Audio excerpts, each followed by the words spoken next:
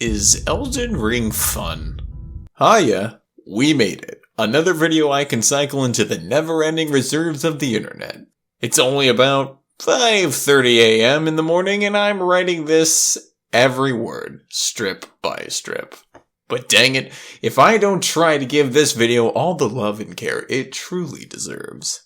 This is the second video like this in a series I will now just call, Is It Fun? Sounds good. Sounds fitting. Let's move on. Look, it is 5:30 in the morning. I'm pretty sure the future me will awake to this and read it, wondering what kind of fever dream I possibly was having. But that won't stop me from continuing. Because listen kids, this is an Elden Ring video. I will not have anything less than life-draining, soul-crushing, no end in sight level of appeal this video does deserve. So, with no further ado, let's go! Is Elden Ring fun? No, it is not. I have spent the better half of a day dying to anything from the first golden armored cheek clapper to a terrible platforming mechanic from your horse that makes playing an original Mario game while having a seizure sound more appealing. Okay, deep breaths. I guess if we're gonna ask the question, is Elden Ring fun, we should first start off with, well, the start. After you boot up the game and it blows out your TV speakers with its surround sound music it gives you in the first intro, you will be greeted to the Make Me screen. There, you can spend anywhere from 1 minute to 4 hours trying desperately to make a decent character that doesn't look constipated.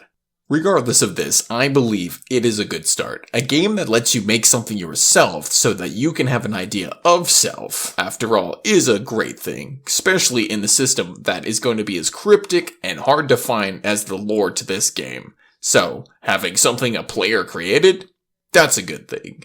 I think this helps invest you more into the game, because you made it yourself. Another thing I love is that after it's done, you jump straight into the world's intro. Is the part with the loathsome dung eater a little too intense? Maybe. Any noodle, you exist in a room. How'd you get there? And what's with all this between stuff and ring crap? Doesn't matter, nerd.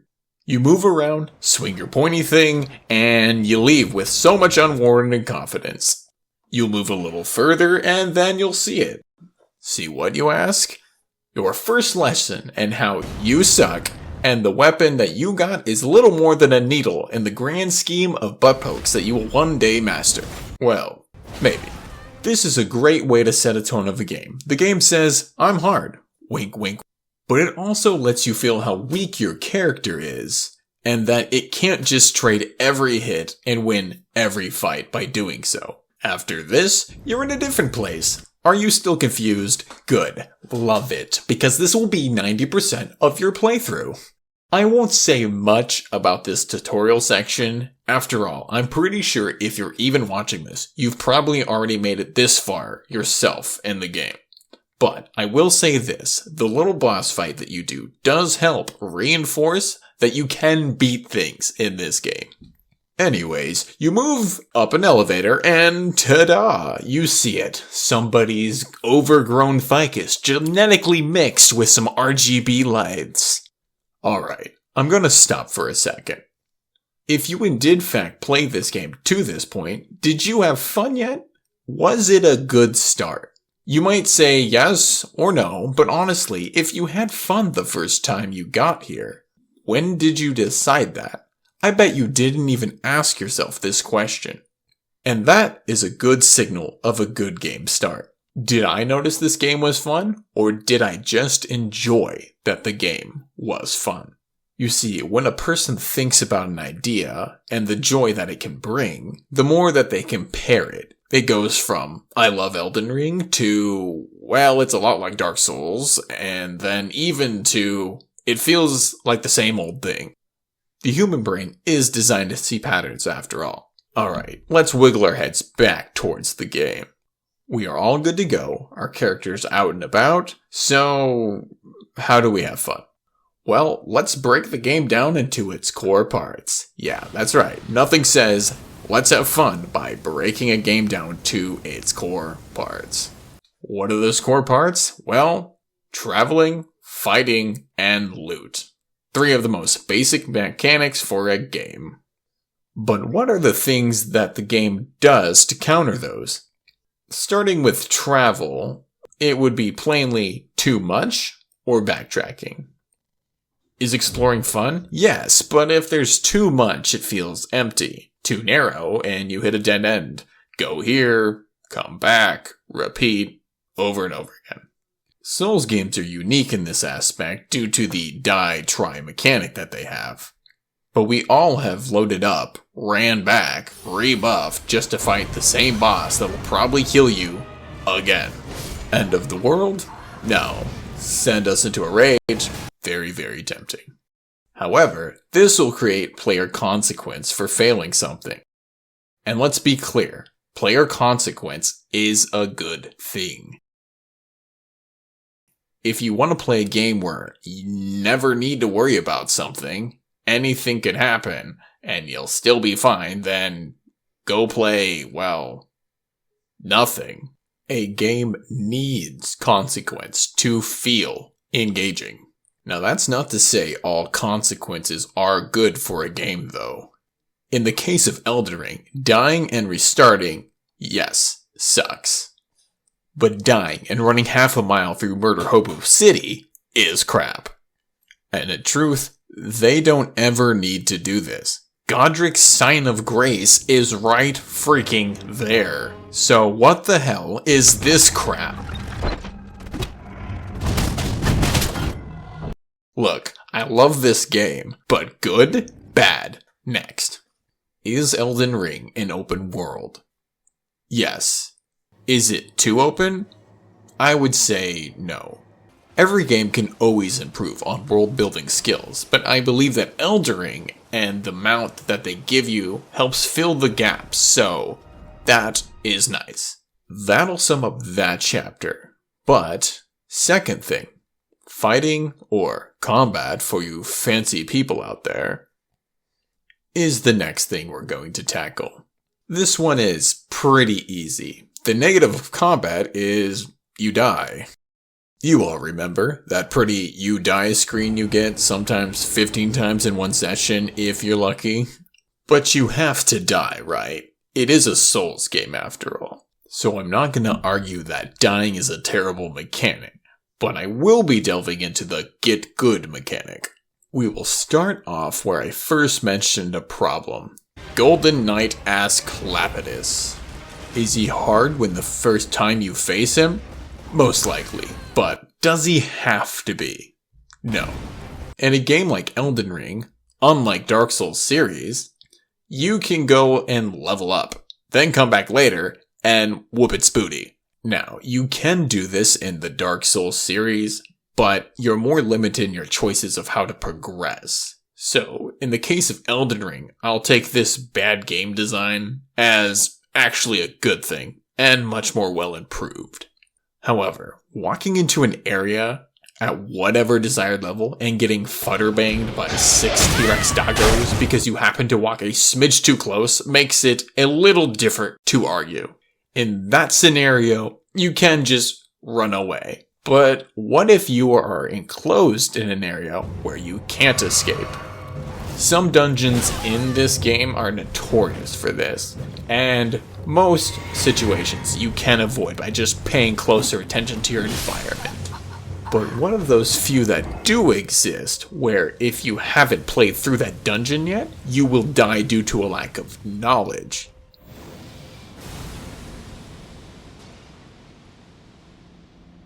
I would say it fails on FromSoft's part on this one. Still, given that it's very few and far in between, I'll give Elden Ring a pass on this.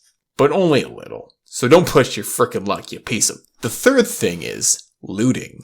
Looting in games is great. You worked your butt off, died 9 times, but it was all okay and it was all worth it for whatever is in this box. Unless that box is one of those stupid ones that teleport your ass into a different dimension where you're personified into the most horrific experience of your freaking life as it flashes before your eyes due to a sick monstrosity dungeon that whisks you away to. But even though loot is great, I would argue that Elden Ring suffers on one account. Weapons. Or, I guess I should say, weapon levels. Yes, those shiny tools, those swingy bits, those sharp pokey pokes, and those big bam bams. Did you get something you really like? And then you look at its stats and realize, I can't even use this. This happens all the time. Even more so, though, you will find situations where you have leveled up your current weapon you're using. Now, you have no resources to level up the new shiny stick you just got. This provides the player with a dilemma. One might argue this adds to replayability, but in truth, it really doesn't. It'll most likely lead to exhaustion of the start, playing the game over and over and over. Or it will pull you from the game experience altogether, looking up the perfect armor set you need, the weapon you want, and all the talismans you need, and then you realize you've spent more time online looking up this crap and running straight to it, and less time actually playing the game.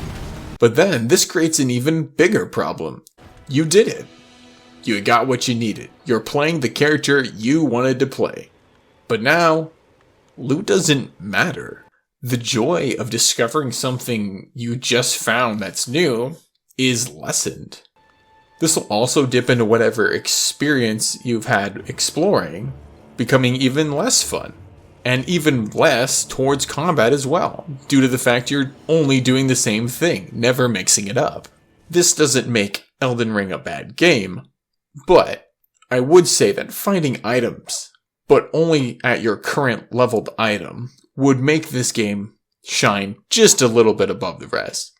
But it doesn't do that, so I'm gonna have to say, even though I love Elden Ring and all the special weapons and spells you get, going to have to say that this one's not good on the fun scale. Okay, we talked about our 3 core mechanics. What works, what doesn't work, but did you notice any of these while you were playing? Or any of these glaring issues that popped up over and over? A good game can have problems, but a great game knows how to hide those problems with how fun that it can be. Moving on, I want to get something straight. I'm not going to try to say, like some others, that people suck at playing a Souls game. But I will say this, Elden Ring is not hard. It's not. It's only hard if you decide to make it. Is that boss kicking your butt? Have you died 48 times? Then go level up, nerd. Do something else. Come back when you're ready. Now I'm calling the kettle black on this one. I do distinctively remember my first playthrough, I picked a bandit class and tried killing the uberly hard beginning boss underneath the secret area of the start. I was confident that if I smacked him enough times with my little knife, that I would bleed this stupid wooden worm to death. But one bounded outfit and a knife to maybe some armor I just picked up earlier and to a sword is kind of like a knife but just a little taller. In about 50 head-bashing, rage-inducing tries, I killed him. And what did I get? A stupid freaking spirit I couldn't even summon because I didn't have enough mana. But I could have avoided this. All the pain and suffering. Yes, just go level up, stupid. And I was stupid. I was gatekeeping. Why did I have to kill him at level pretty much nothing? I needed to get good? It was just self-torture. The lack of fun I had was on me. Look, maybe you love Elden Ring and you love the pain of trying to do something that's way harder than it has to be. And good on you if that's something you enjoy. But that might not be the way you actually can experience the game for fun.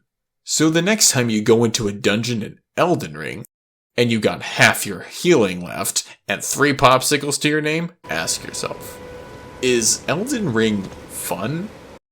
Well, player, that's up to you, isn't it? Hey players, it's me, but I just want to say thank you for all the likes you gave me on the last video. All your comments, I appreciate all of it. And the fact that I even got anyone to watch this is monumental to me. I know it doesn't seem like a lot, but I am greatly appreciating it. And it gave me a boost of confidence to make this one. I'll be trying to release these guys out here about every week. I'll try to do it on the same day, and I would really appreciate it if you guys continued to support me, and just a big thanks to everybody. So, without taking up the rest of your time, you guys have a great one, and hopefully I'll see you in the next one.